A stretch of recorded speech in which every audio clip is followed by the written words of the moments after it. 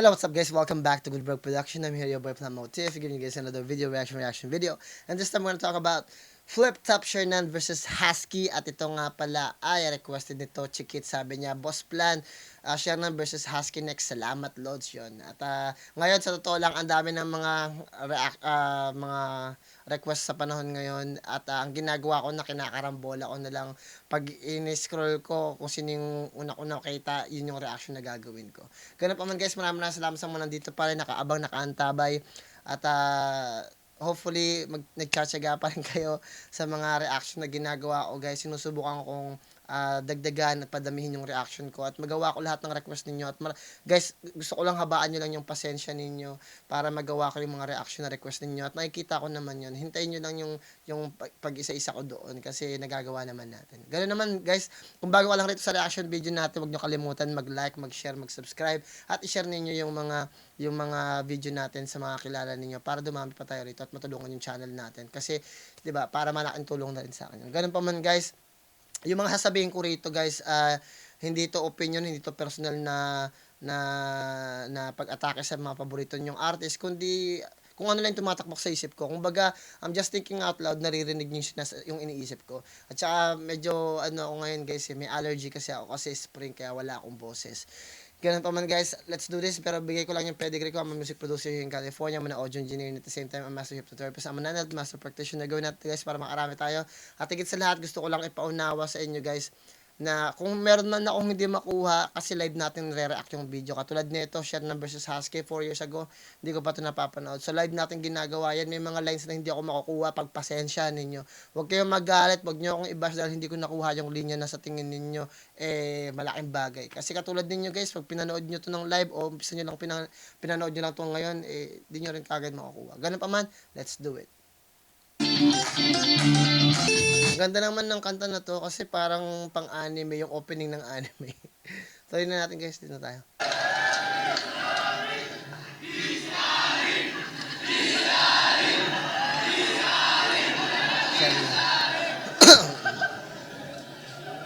Shoutout talaga sa inyo lahat. Magiging para sa parating na laban. Shoutout. Shoutout kay Enigma all the time. Pero, Shoutout to Enigma. shoutout talaga sa lahat ng suporta, tunay, live at online, lahat ng mga MCs na buo-buo na liga, sa lahat ng mga nakasama natin tong buong Vuelta Balentong 6. Tayo na, kundi dahil sa inyo, wala tayo dito. Abangan nyo yung isa buhay final sa Ahon. Yeah. Kita-kits tayo doon. At Philip Tapagayay para sa parating na laban. Oh. Sa kanan ko, galing pa Muntinlupa para sa inyo, magigay para kay Shernan. Gusto ko lang batiin si Marv Alvarez, Muntinlupa Cagers, Angeles Resort. Siyempre sa lahat ng mga tropa ko, sa mga babaeng niloloko at pinagpapalit sa mga gantong klase. Para sa inyo to. Sa kaliwa naman, Antipolo Rizal represent. Magigay tayo lahat para kay Husky. Daming naiisip, alin gagana. Di ko alam ang unahin, alin gagana. Kaya sana, wag purusan. Kung makita ko lang si Shernan na naka-costume, okay na eh. Pero nakita ko si Husky na costume. Ano nangyari? Ano nangyari sa flip top guys? Naging drag queen. Ayun, syempre, bago na at babatingin ko muna ng happy birthday si Shernan. Birthday niya next week. Yun, syempre, happy birthday din kay Aldrin Bilog Makalipay, Daniel Tablete, nasa Taiwan. Kay Lovely ni Dave, yan si Kulas, Sheila May Kanata, Parachute Clothing, Aldrin Ahes, Icarus Clothing, No Manas, Rizal Hip Hop Movement. Gora.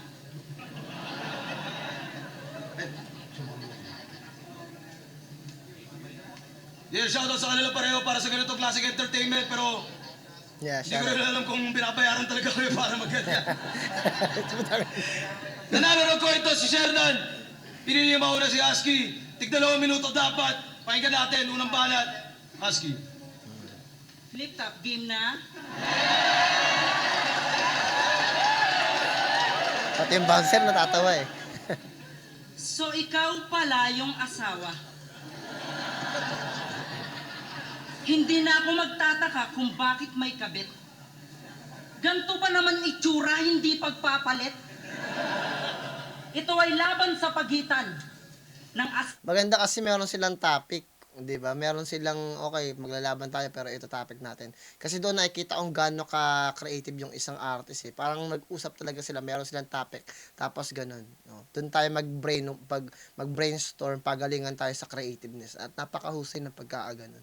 Kasi may mga magkalaban talaga na mayroong topic sila eh. Tapos doon sila nagbubuhos ng kaalaman at creativity nila doon. Yan dyan si Husky, tapos share ng tapos yun yung topic nila.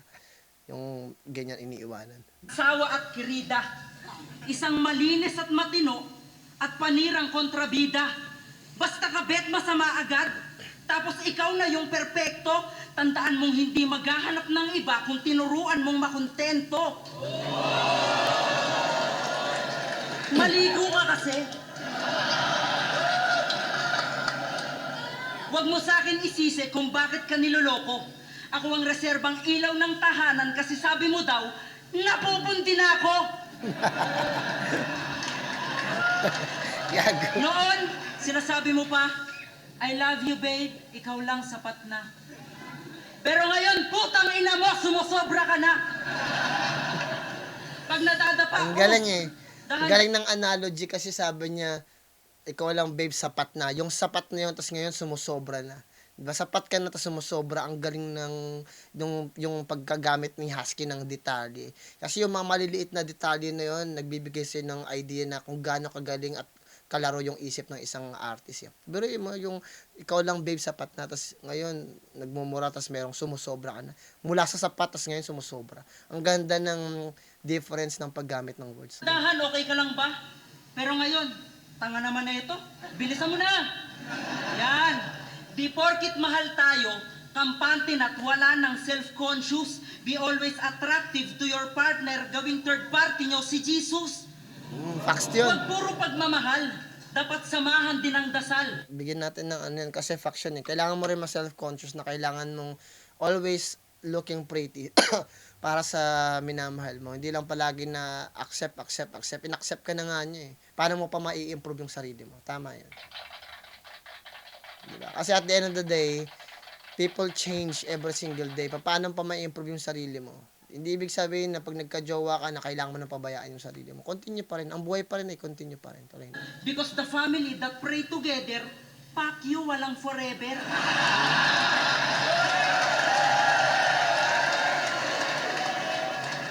Try mo kasing mag-ayos. Ba't di ka mag-makeup, blush on, lipstick, eyeliner? About sa butas ng muka, derma. Pag hindi kinaya, grinder. Natawa si Shernan, gagaputa. Hindi sa lahat ng pagkakataon, Grinder. kabet ang mapaparaya. Kayo tong masukistang nagtitiis at di marunong magpalaya. Oo, mali. Pero sa kabilang banda, di mo ba nakukuha ang punto? Ang tunay na loyal kahit may lumandi, di yan natutukso. Kaya kasalanan ko ba na nagmahal ako ng taken? Kung wala nang tisayo, kaya nasabi ko ng akin. Ang kasal ay di dahilan para sabihin habang buhay sa iyo yung tao. Ito'y papel na nagbibigay karapatan para sabihin taong nagmamahalan ng todo. Pero kadalasan sa una lang, pero katagalan hiwalay na. Walang nagagawa ang batas kung nakatadhana siya sa iba. Di ko intention ang manira. Bars din yun na, wala nang magagawa ang batas pag nakatadhana siya sa iba. Kasi may mga tao talaga na ano eh. Guys, ito yung pinaka nakakainis, no? Dahil sa social media at sa cellphone, na-access natin yung kultura ng iba't ibang bansa. At sa tingin natin, yung kultura ng ibang bansa ay good para sa atin. Na nakikita ninyo yung difference ng kultura ng Western society, tas ina-apply nyo dyan sa Eastern society. Kasi rito kami sa Western society, guys, wala kaming pakialam dito sa pag-ibig eh. At sa akin naman kagaling mismo, nakaramihan ng mga tao dito, hindi nila binibigyan ng value yung pag-ibig. Walang kwenta yung pag-ibig dito kung kung hindi ka naman successful. Kaya karamihan dito ng mga lalaki, nagsasakripisyo, nagiging successful, pero hindi sila naghahanap ng mapapangasawa nila dito, kundi naghahanap sila sa Eastern country. Sa China, Japan, Philippines, Thailand. Kaya makakita ka na maraming AFAM doon. Bakit ang tawag sa kanila ngayon? Passport bros. Kasi dito sa Amerika, very individualistic ang mga tao dito. Mamahalin ka lang nila base sa kung anong kaya mong ibigay at silbi mo. Yun yung totoo dun, guys. Kasi yung mga tao dito, sobrang advanced. At yung pagiging advanced na yun, ang sumisira din sa komunidad na yun. Kasi nawawala yung idea ng self-preserve at saka ng traditional na ano na pag-unawa sa relasyon. Kasi wala nang traditional sa panahon ngayon dito sa Amerika, guys. 15 pa lang, marami ng experience. At aminado naman ng mga kalalakihan dito. At mga bata dito. Ganun pa man, tuloy natin. To be honest, I'm serious. Ang sabi niya lang sa akin, Kukunin kitang chorus.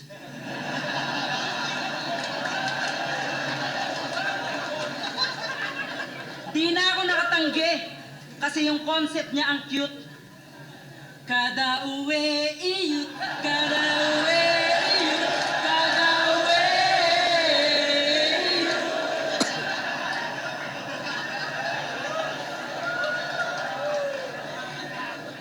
Tapos biglang may alak na. Biktima lang ako.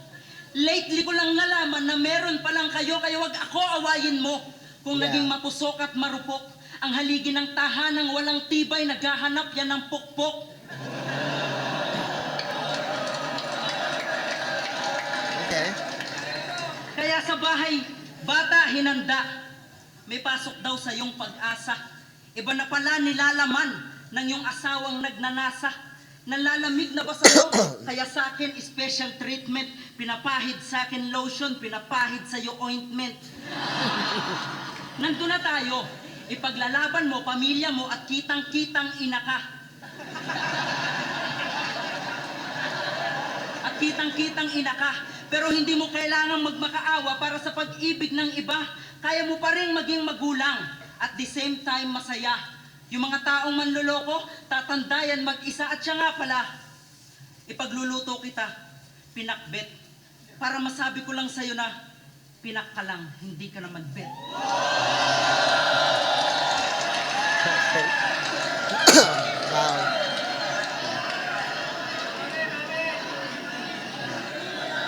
Sinasabi ni Sherman. Maganda yung mga anggulo ni ni Husky.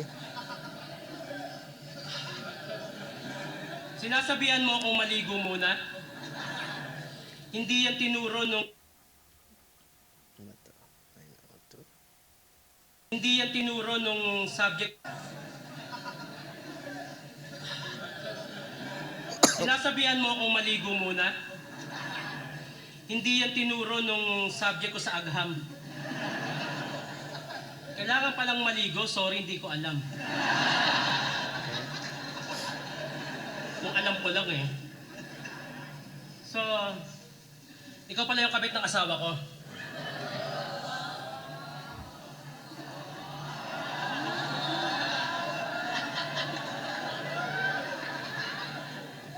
Ang pangit mo.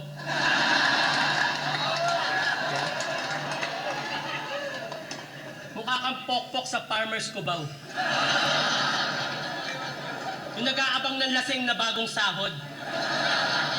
Ikaw yung babaeng nilalako ng babaeng bungal na mukhang parot. Anong akala mo, maganda ka? Putang ina mo.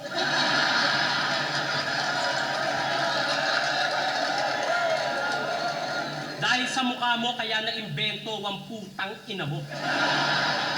Lahat ng kabit, peste. Lalo ka ng putang ina mo. Kahit siguro nasa simbahan tayo, ang masasabi ko sa'yo, putang ina mo. Ano ba napapala nyo sa pagiging kabit? Sarap mo hatawin ng silya. Kung ayaw mo ng maayos na buhay, huwag ka manira ng pamilya. Buntis ako.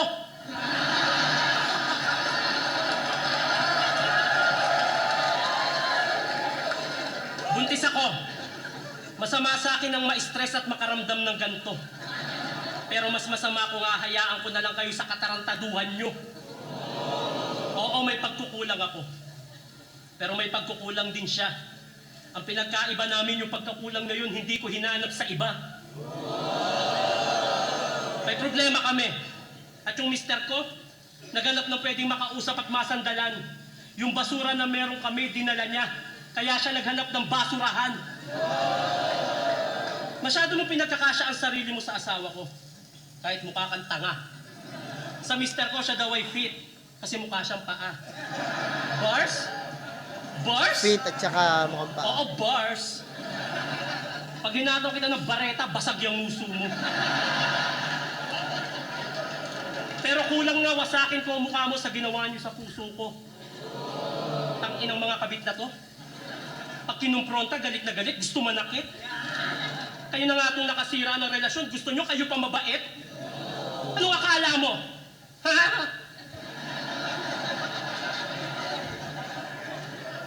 Yung pagiging kabit, maliit na bagay lang na nagagawa? Yung tipong nakasagi ka, magsusorry ka, tapos hindi mo sinasadya? Gago ka ba?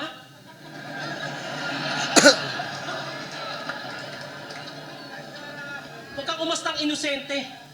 Alam kong alam mo ginagawa nyo, baliw ka.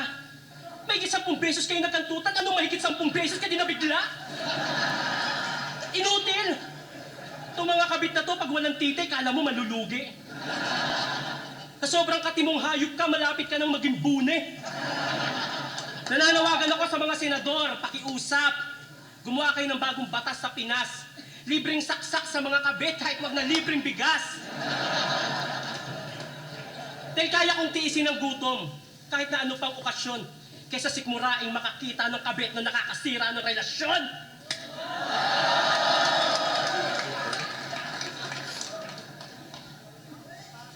Ganon.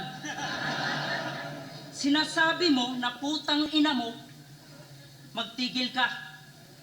Dahil masasabi ko sa'yo, pugil ang ina ka! Pugil ang ina! Pugil ang ina mo!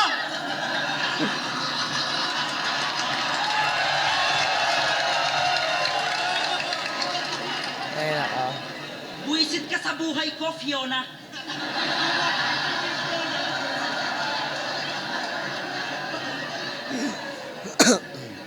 Nung nakita kita sa picture, kala ko noon pangit ka.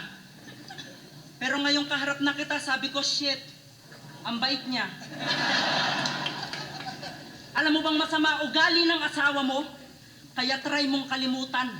Hinuhubaran niya ako pag malamig, di niya ako kinukumutan. Tsaka bobo ka daw sa Scrabble.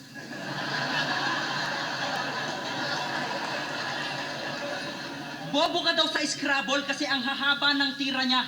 Samantalang ikaw, dog, cat, sit, natatagalan ka pa. Mag-iisip ka na nga lang, yung hindi pa pinag-isipan, nag-iisip ka ba? Minsan na lang kayo mag-banding, gusto mo rugby pa? Mag-banding ka sa rugby. Pero iba dating mo, girl. Yung alindog mo, pambihira. Uy, ang tambok ng Pepe, oh. Hanggang sikmura.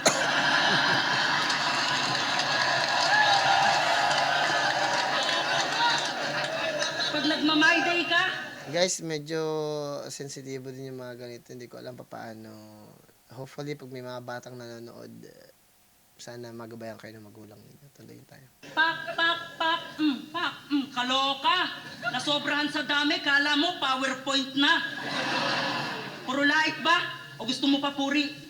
Doon ka sa simbahan. Ipanalangin mo yung taong habang buhay kaya kang samahan. Yung may respeto sa babae at kaya kang panindigan. Hindi yung taong mahal ka lang pag nasa loob ng tahanan. Hindi lahat ng kabit masasama. Kami ang takbuhan ng problema. Binubugbog ka, wag mong pagtakpan. Kitang-kita sa itsura.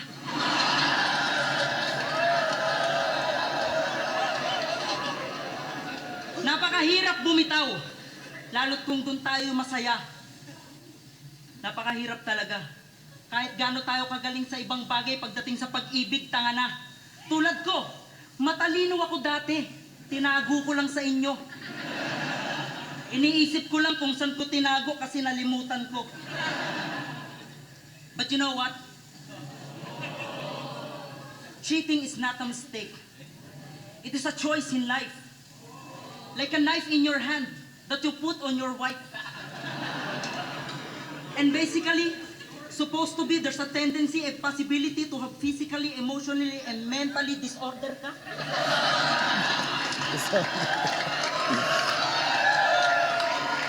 And probably, you are hopefully, totally, broccoli, tutulipukin ng ina ka. Basta niloko ka! Kung pakiramdam mo wala nang nagmamahal, nandyan si Lord para sa'yo. Hindi ka niya pababayaan, sumama ka na kung gusto mo.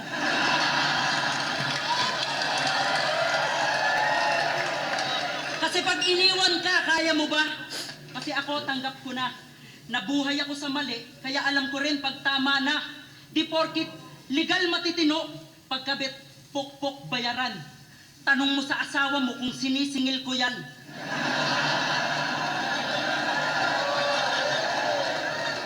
Mapanghusgang lipunan, tingin lagi ay pangkama. Di ako kalad ka ring babae, kusa akong sumama. Magpasalamat pa nga kayo, kahit may nasisirang relasyon. At least nalalaman nyo yung pag-ibig kung hanggang saan yung limitasyon. Yung gantong issue, di na bago. Kaya nga siya may bago. Gusto niyang maramdaman yung panahon kayo yung bago. Kasi ang sarap ikip ng taong hindi ka kayang ipagpalit. Kaya nga madalas mong maranasan, itago sa kabinet. Oo, alam kong darating yung panahon na kailangan naming magpaalam sa isa't isa. Pero wala akong pagsisisihan kasi sobrang minahal ko siya. At bilang babae, alam mo ba, naaawa ako sa'yo. Hindi ka naman dapat niloloko. Dapat sa'yo sinasako. Get lost.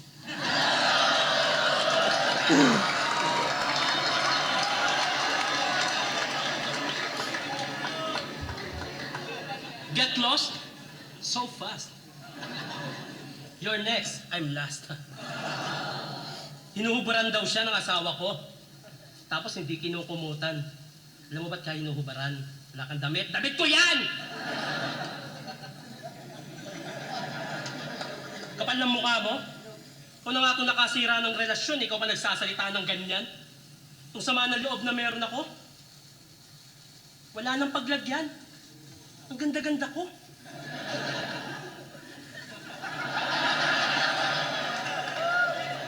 Ulit ha, ang ganda-ganda ko.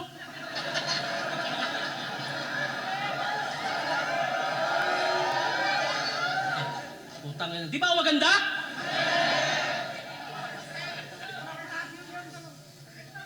Basta, maganda ako. Tapos ipagpapalit ako sa pokpok na maraming utang sa Bombay. Ito yung pokpok na para magka-iPhone, ipupuhunan yung puday. Isa sa hindi ko matanggap, pinagpalit ako sa babaeng mahaba ang...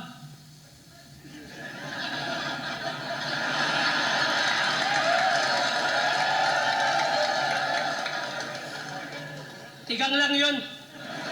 Tigang lang siya, wala nang ibang dahilan. O siguro dahil losyang na ako, laspag na, kaya iba na yung gusto niyang tikman.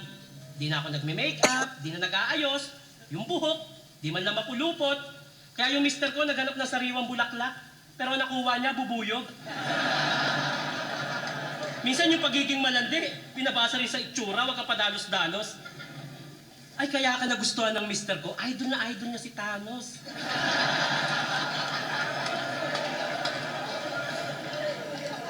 Ano, masaya ba? Masaya bang angkinin yung oras at atensyon na dapat sa akin binibigay? Masaya bang angkinin yung lalaki habang meron siyang pamilyang hinihintay? Habang ako nag-aalaga ng mga anak? Pinapadede mo asawa ko. Habang ako naghahanda ng pagkain, kinakain mo asawa ko. Habang ako nakayukong naguhugas ng plato, ikaw tuwad ng tuwad. Habang ako laban ng laba, ikaw hubad ng hubad. Tinitipid ko sarili ko para yung budget sa mga anak ko na lang at hindi na mabawasan. Gustong gusto kong uminom ng Macau cheesecake, 50% sugar, pero mas pinili ko yung buko sa labasan. Rami na may gyoza, only chicken wings, crispy patang putok na putok. Habang kayo nasa samgyup salamat, ako gutom na gutom. No, masaya ba? Magmahal ka ng lalaki sa maling katayuan? Hindi ka maipagmalaki sa mga tao, tas ang pangalan mo sa cellphone, paring Ryan?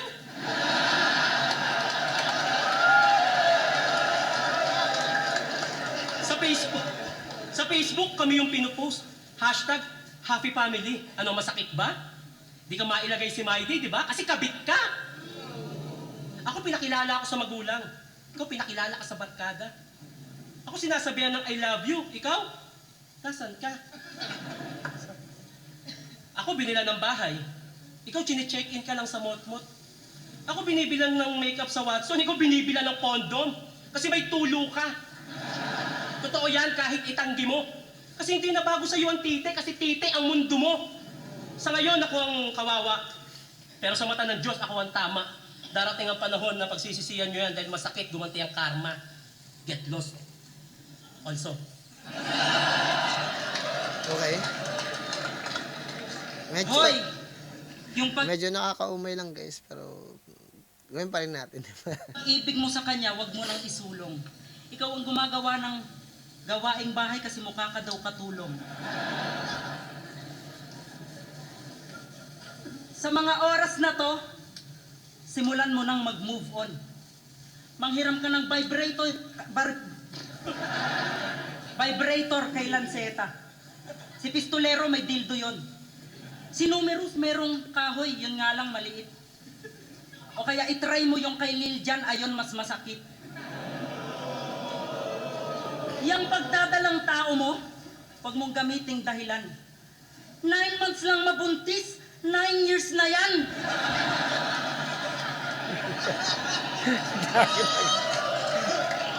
Oo, mahal mo asawa mo. Pero ako na ang gusto niya. Huwag mong sabihing may bahay ka kasi ako may condominium pa. May bagong damit, bagong sapatos, at may bago pang cellphone. Samantalang ikaw, I love you lang, inaantay pa maghapon. Kaya kung nagawa kang lokohin ng asawa mo, baka hindi lang siya sa'yo talaga. Mahal ka? Eh bakit ka niloko? May pamilya kayo? Eh bakit ka niloko? Sa'yo siya? Eh bakit siya pumupunta sa akin? Matatapos lang tong issue na to kapag may isang pinili sa atin. Kaya ayoko nang itago pa.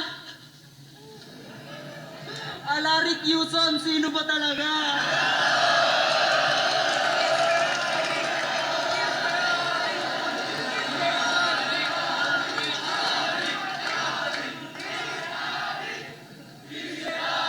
Kadiri oh, isipin mo tinotorid mo siya.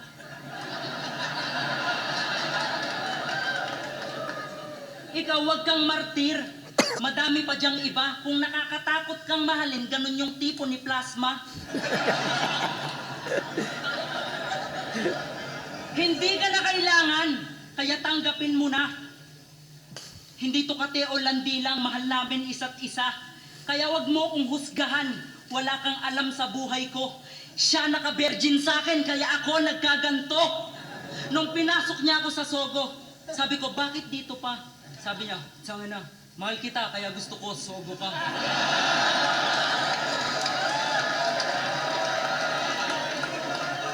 Alam mo ba, sa buhay ko, ayun ang pinakamagandang chapter. Naranasan ko yung submarine, tinuruan pa akong mag-helicopter. Bawat sulok ng silid, hindi namin pinalagpas.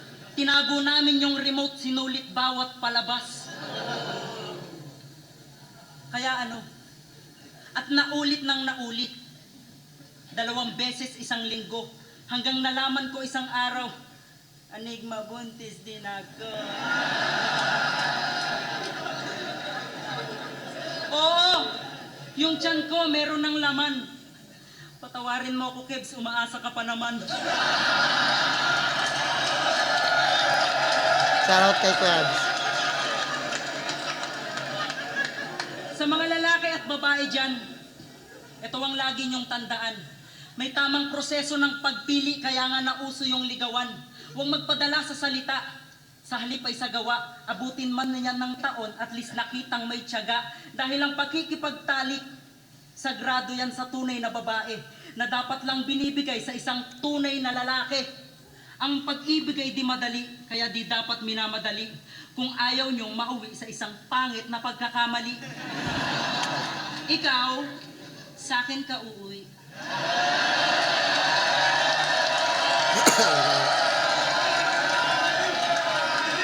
May sinasabi din na tama si Husky sa part niyan kasi karamihan ng mga kababaihan at napakahirap din maging babae sa mga kalalakihan din kasi may mga lalaki kung bakit ganun kasi minsan ang hirap din sa mga babae na ganun na wala silang mahirap magkwento guys, especially sa ganitong bagay, napakasensitibo. Tuloy natin.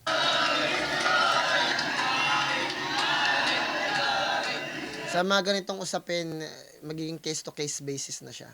Depende yung sagot nakadepende sa sitwasyon yung sagot palagi. Tuloy natin.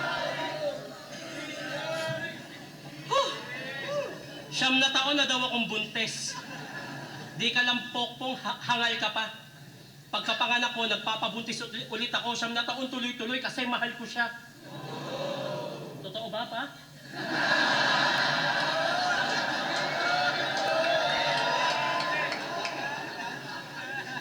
Totoo ba, pa? Binila mo siya ng kondo? Bakit sa akin ang damot mo? Kaya pala kulang yung binibigay mo sa akin tuwing katapusan? Sa kanya napupunta yung sahod mo? Napapabayaan mo na kami ng pamilya mo dahil dyan sa katarantaduhan mo. Di mo na alam yung nangyayari sa mga anak mo dahil dyan sa kawalangyaan mo.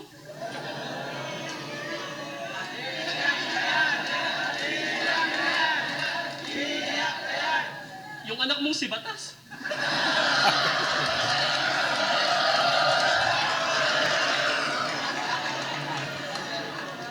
Yung anak mong si Batas, puro kantot nanay ang inaatupan. Buwat nang nagloko ka sa akin.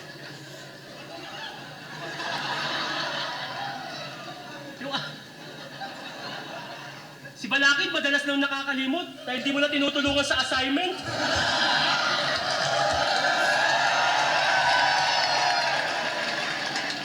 Marami na tayong nawawalang gamit dahil sa anak mong si Twing.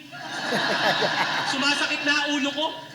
Si Apok nasa loob ng kabaong. Ano ba yung mga anak ko? Puro loko-loko.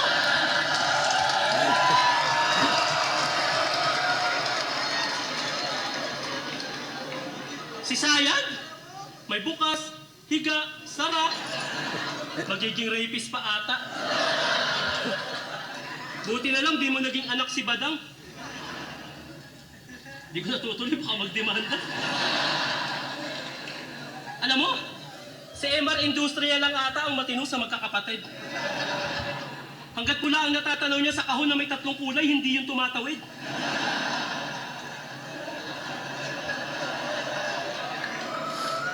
Hindi mo alam yun, di ba?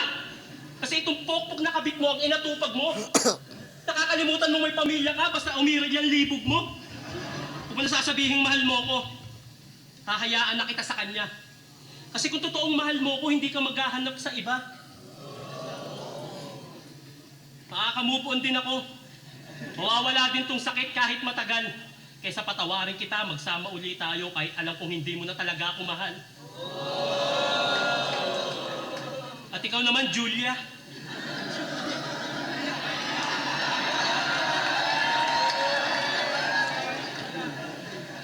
Ikaw, Julia, marami ka pang hindi alam sa mundo. Bata ka pa. Marami ka pang mahanap na lalaking magmamahal sa'yo ng totoo. Yung pinakita niya sa'yo, pinakita niya rin sa akin yan nung una kaming nagkakilala. Hindi malabong iwan ka din yan pagka nakaramdam siya ng sawa.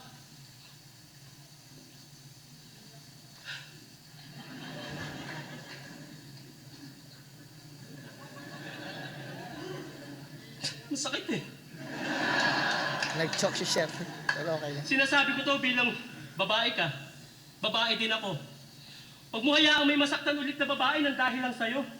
Tayo-tayo dapat ang nagtutulungan para mabawasan ng mga pakboy na gago.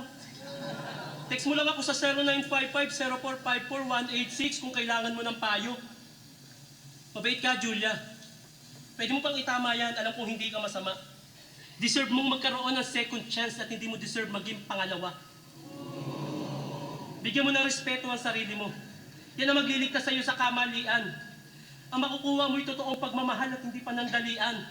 Sa lahat ng babaeng nanonood at nakikinig, para sa inyo tong aking sinasabi, pinalaki kayong maayos na magulang nyo, huwag nyo kailangang tarantaduhin kayo ng gagong lalaki. Kung may mali ngayon, itigil na. Huwag hayaang manaig bukas dahil ang babae minamahal, hindi ginagawang panakit butas. Time na tatain na ako.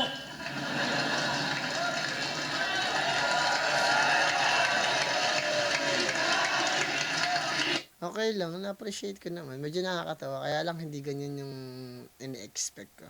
Hindi lang ako masyadong kasi I mean, wala lang. Ayoko na mag-isip kasi masyadong sensitibo yung ginagawa nila. Pero for entertainment purpose, okay naman.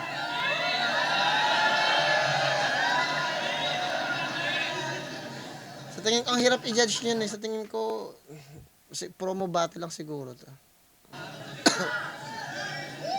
Flip top. Kakaibang balentong yun. Magiging para sa laban na yun, no? Shernan Husky. Ang boto ko, talo tayo lahat dun sa laban na yun. Wala nang judge. Pero, shoutout ulit sa inyo lahat. Flip top, magiging para sa ulang laban para sa For entertainment purpose, maganda siya. You know? Pero pag laban, mahirap hanapan ng kasi wala namang punchline. Parang may sinasabi lang sila, may pinopromote lang sila. Kasi uso kasi yung mga kabit-kabit, mga ganyan-ganyan eh. Guys, normal talaga yun. Parte ng society yun eh. Minsan kasi pinapasok natin yung moralidad natin sa ibang tao eh. May moralidad ka, may moralidad yung ibang tao, kanya-kanya yun. Pero kung ano yung mas effective para sa ibang tao. Kasi nga, doon na papasok yung sinasabi nila na case-to-case basis, di ba? O, bawal ngang, maging kabit. Paano kung yung babae na yun talaga, inapuwersa lang siya, na ipakasalan yung lalaki na yun, hindi niya naman talaga mahal. O, di ba? Pinersa siya. Tapos, uso yan kasi ngayon mga pwersa, kaya yung babae naman, kumbaga, nag-aaral. Ito, true to life story, nag-aaral siya. Tapos, parang nung bata pa siya, lagi siyang binabakuran ng lalaki hanggang maging sila. Tapos, nung tumanda na-realize ng babae na hindi pala siya yung gusto nun. Diba? Hindi pala niya gusto yung lalaki na kasama niya. Kasi nagmamature na, nakikita niya na yung difference. Tapos, nakita niya na parang pinagsamantalahan lang yung kabataan niya. Yung kamurang edad niya. Kasi pag murang edad yung mga babae, hindi nila alam kung ano yung gusto nila eh. Unless yung prime ng babae nasa 20, 25, 26, 27. So minsan may mga lalaki na pag nakikita nila yung babae na 16, 17 pa lang, 18 pa lang. Yeah. Kasi ganun eh. Pero kung 18 pa lang yung lalaki, 18 pa lang yung babae, then you guys can grow together. Pero pag kaya karamihan din ng mga lalaki, ang mga babae pumipili lang din ng mga, 'di ba? Paano naman yung mga babae na pumipili ng mga matanda, 'di ba? Matanda na mayaman, 'di ba? Marami kasi case-to-case basis na yan at napakasensitibo ng topic na yan. At ayoko na madumihan yung utak ninyo. Ang gusto ko lang sabihin sa inyo guys, pag nagmahal kayo, just give everything. Diba? Ibigay nyo lahat. Ibigay nyo na lang lahat. Yun na lang guys. Kasi para kung sakaling hindi man para sa inyo yung pag-ibig na yan, at least nabigay nyo. Hindi kayo nag-regret na wala kayong binigay. Binigay ninyo.